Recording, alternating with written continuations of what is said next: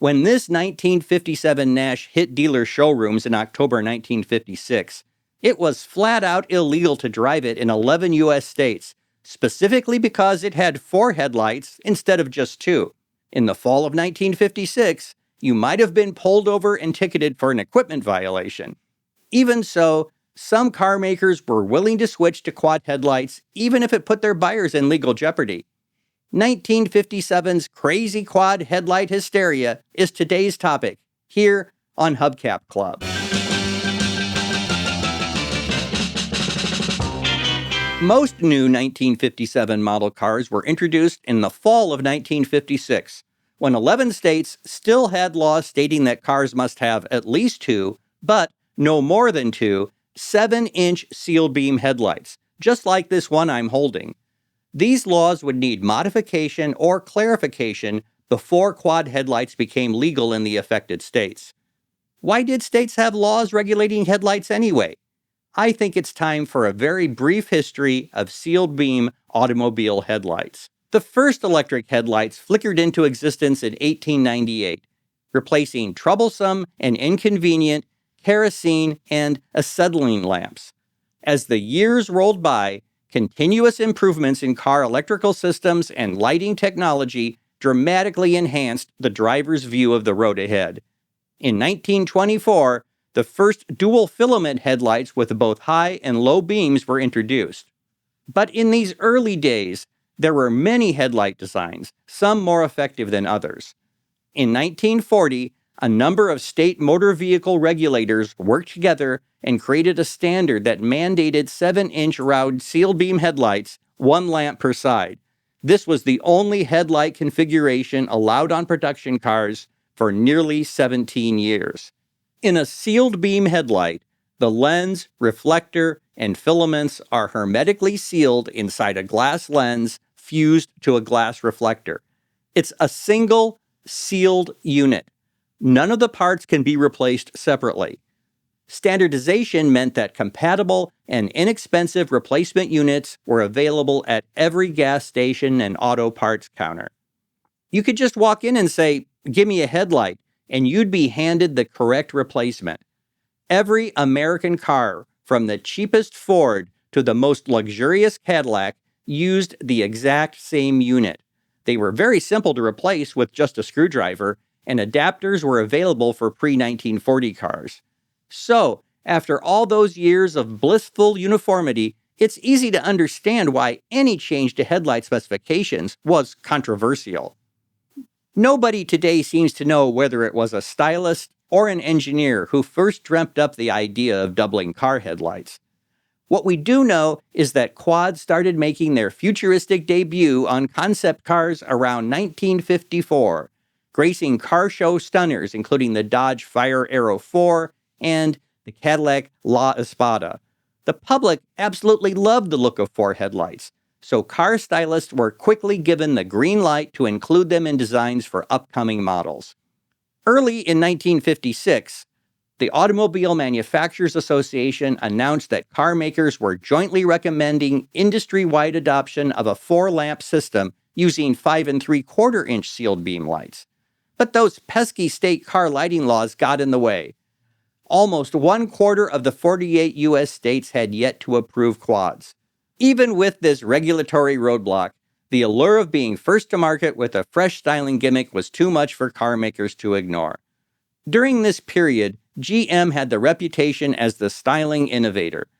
The first tail fins on a production car appeared on the 1948 Cadillac, and GM was the first with panoramic wraparound windshields on the 1953 Chevrolet Corvette, Oldsmobile Fiesta, and Cadillac Eldorado. By 1955, most American cars copied GM and adopted panoramic windshields. By 1957, many models sported fins. With the arrival of quad headlights, Ford, Chrysler, and American Motors did not want to again be seen as mere copycats. This time, they wanted to be the innovators. If you could get a year's jump on other makes, your cars would be easily identified as the newest looking cars on the road. So each automaker came up with their own plans to go quad on some of their 1957 models, regulations be damned. One last thing before we look at the first quad cars. Let's get our terminology straight, because it can be confusing.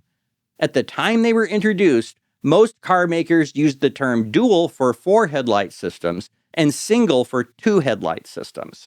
While easy to understand in context, it's still confusing because dual literally means 2, not 4. Most people today use the term quad for 4 headlights and single for 2 headlights, as in the headline of this informative online article from a few years back. It's not logical, but everyone knows what you mean. I'm also aware that in the most precise usage, headlamp is the term for this thing right here, and headlight is the term for the beam of light produced by this device. In this video, I'll use the terms interchangeably. As always, the comments are wide open for further discussion. Now, let's take a look at all the 1957 cars with quad or quasi-quad headlights. There were only 2 1957 models that were sold exclusively with true quad headlights, and here's the first one to go on sale nationwide. The 1957 Nash Ambassador. American Motors couldn't afford to restyle the Big Nash, so it was stuck with the same basic unibody they'd been refreshing since 1952. And ever since Nash and Hudson merged in 1954 to form American Motors, Hudson's had also been based on this very same body. These were not only the first available quad headlights, but also the first ever vertically stacked headlights, a treatment that would become quite popular in the 1960s. If you compare the 57 Nash with the 56, you'll see that adding the vertical quads required only a minor change to the front end design. Unfortunately, it only emphasized the high-waisted stance of the aging body, terribly old-fashioned in the era of longer, lower, and wider. In the end, even fancy headlights couldn't save the aging Ambassador. Sales plummeted, and 1957 was the final year for Nash's and Hudson's. For 1958, all American Motors cars were branded as Ramblers. The Ambassador name lived on as the top-of-the-line Rambler. Here's the only other 1957 car that came exclusively with quads. The Cadillac Eldorado Brougham was the stunning production version of the 1955 concept car with the same name. It was even featured in an article about quad headlights in the August 1956 issue of Popular Science magazine. That article claimed the Eldorado Brougham would be available in a few weeks for $9,000.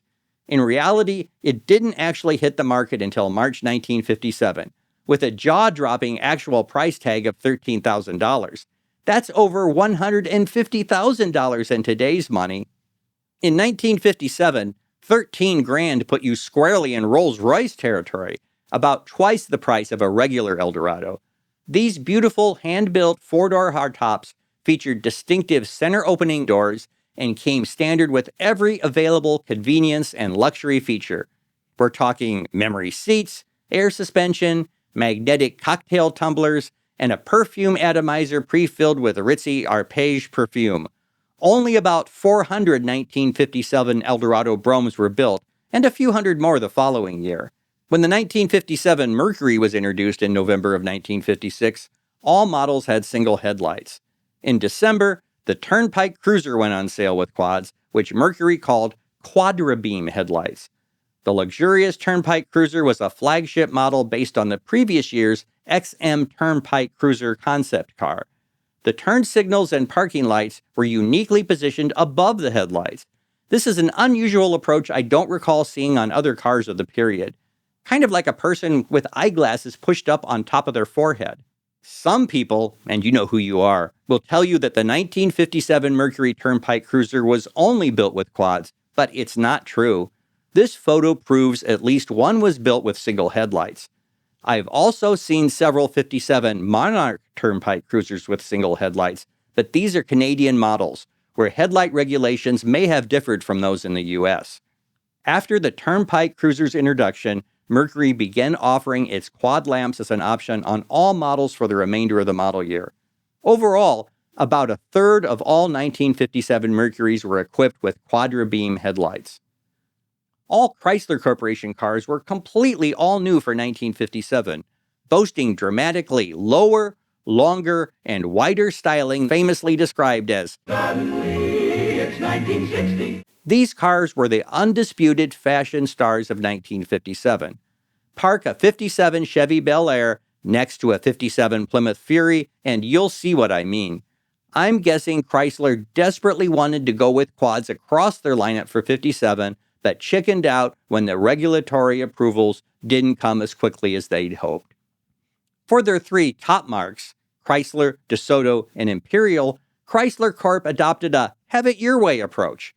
All three makes came standard with single headlights, with quads, which Chrysler called dual headlights, as optional equipment in states where they were legal.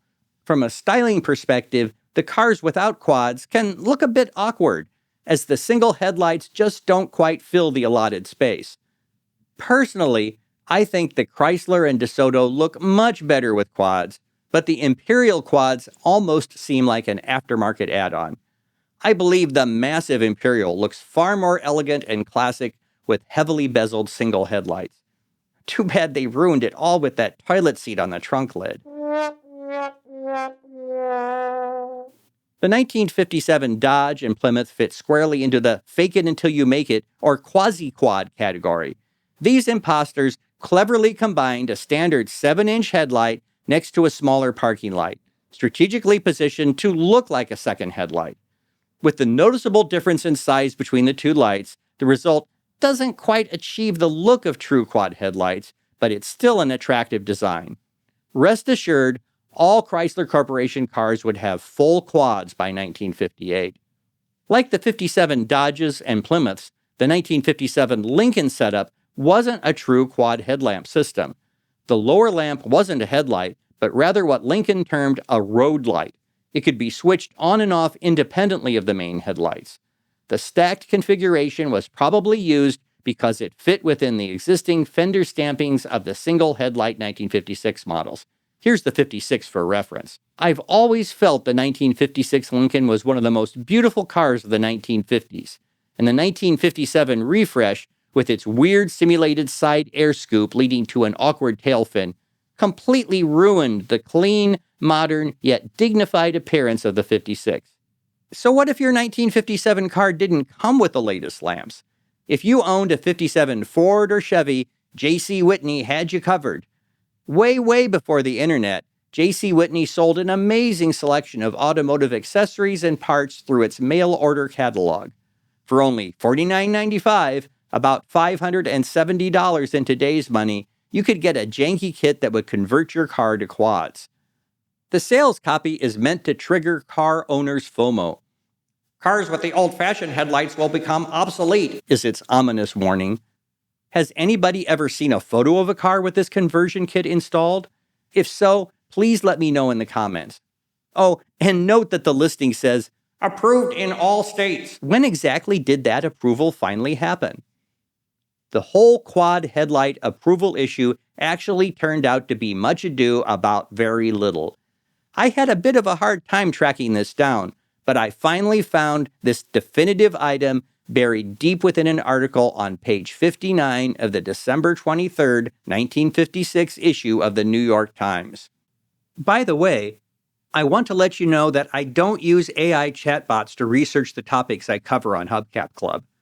And whenever possible, I try and find contemporaneous sources like books, newspapers, magazines, marketing materials, and research papers. I'm not saying I always get everything right, but it's not for lack of trying. This takes a lot of time and effort. If you appreciate this level of detail, I hope you'll express that appreciation by liking this video and subscribing to this channel. Thanks. Now back to the article. Automobiles equipped with the 4-headlight system can now be legally purchased in all 48 states. While 11 states still lack the necessary amended statutes to conform with the Uniform Vehicle Code, they have given their approval of the system to the Automobile Manufacturers Association. The states are expected shortly to revise present statutes, which restrict use to only 2 headlamps on an automobile. If car makers had known how quickly the green light for quads was coming, would it have changed their cautious plans? Would even more models have been equipped with quads in 1957? Who knows? So now we've taken a thorough look at all the 1957 cars that sported the 4-headlight look. By 1958, almost all cars would indeed have quad lights. And you know who was happiest about it? The companies who made headlamps, of course. And fun fact, some of those companies were actually owned by the car makers themselves. Quad headlights were undoubtedly good business, but did 4, 5 3/4-inch lights genuinely help you see better than two 7-inch lights? After some searching, I discovered an Automobile Manufacturers Association research paper from 1959. Included in the paper was a timeline of sealed beam headlight development. Here are a couple of relevant excerpts. 1956. The dual headlamp system was introduced on some 1957 cars. This development provided improved upper and lower beam performance. So, when they were introduced, quad headlights did offer mildly improved performance over single headlights. But one good thing about headlight standardization was that, as long as the form factor remained the same, constant improvements could be made. Older cars could take advantage of these improvements by just replacing their lamps. A major improvement to 7-inch lamps was introduced in 1959, as documented in this research paper. 1959. A new 7-inch unit, designated as a Type 2 unit, was introduced to provide original equipment and/or service replacement for earlier 7-inch units. This new unit provides a lower beam comparable in performance to the dual system low beam. So, by the end of the 1950s, there was little difference in the performance of single and quad headlamp setups, and so it became a stylish choice which setup best complemented the front-end styling of each model. Single headlights were often used on smaller economy cars, but also on more expensive cars where the stylist wanted a classic look. No further changes were made in U.S. headlight regulations until 1975, when rectangular sealed beam headlights were introduced. As it turns out, they were just another styling gimmick. Nothing fundamentally changed but the shape, and cars continued to be produced with both single and quad lights. Halogen versions with brighter, whiter light were introduced in 1979. Meanwhile, in Europe, significant technical and aesthetic advancements were being made in headlight technology throughout the 1960s and 70s. But due to our restrictive regulations here in the U.S., many European cars had to be converted to accept sealed beam lamps in order to be sold here. You know, this would be a good topic for a future video. Let me know if that's something you'd like to see. Composite, replaceable bulb halogen headlamps finally became U.S. legal in 1984. Some commercial vehicles clung to the old tech all the way until 2017, when this Chevrolet Express commercial van became the last American vehicle to roll off the assembly line with 1940s headlight technology. Hope you found this episode illuminating. Thanks for watching. If you enjoyed this video, please like, subscribe, and leave a comment. I read them all, and I would love your suggestions for future topics. For Hubcap Club, I'm Rob.